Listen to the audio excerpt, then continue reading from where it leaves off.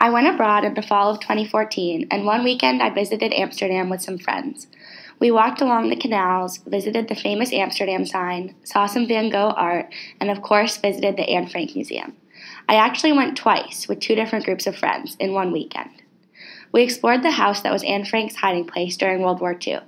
As I stood in the house looking at the bookcase that concealed the family's secret annex, I thought of a story that my dad had told me when I was growing up, which hadn't completely resonated with me until that moment. I'm 50% Jewish on my dad's side, well, 48.3% according to my 23andMe results, and many of my relatives lived in Poland during World War II. My grandparents' cousins, so my first cousins twice removed, lived in Poland during the war. They were three sisters named Wanda, Helen, and Teresa. Wanda, the oldest sister, had blonde hair and blue eyes and didn't really look Jewish at all. Her boyfriend helped her get false identity papers, so she escaped the ghettos and the concentration camps. Teresa was the youngest, and her sisters wanted to protect her.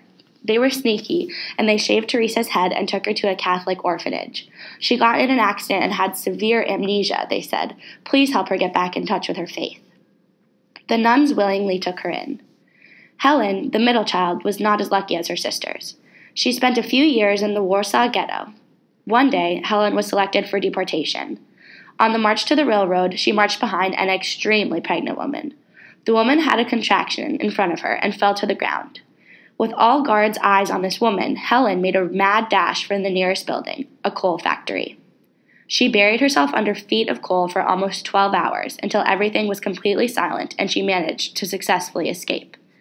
Helen reunited with Wanda and Teresa and lived in Poland with false papers until the country was liberated. In 1946, they came to America. As I stood in the Anne Frank house, looking at the bookcase, I felt a crazy connection to Anne's story. My relatives had been alive at this time, fighting for survival, just like Anne Frank. I want to keep the story alive because it's taught me about bravery, strength, and perseverance. If I was alive during World War II, it could have been me. Helen went on to found the Judaic Studies program at the University of Miami, and in 1994 she was invited by Bill Clinton to be a consultant in the construction of the World War II Memorial in Washington, D.C. Their story is so important to my family history, and I want to keep it alive because if these stories aren't told, they might fade away. Someday, I'll tell the story to my children, just like my dad did to me.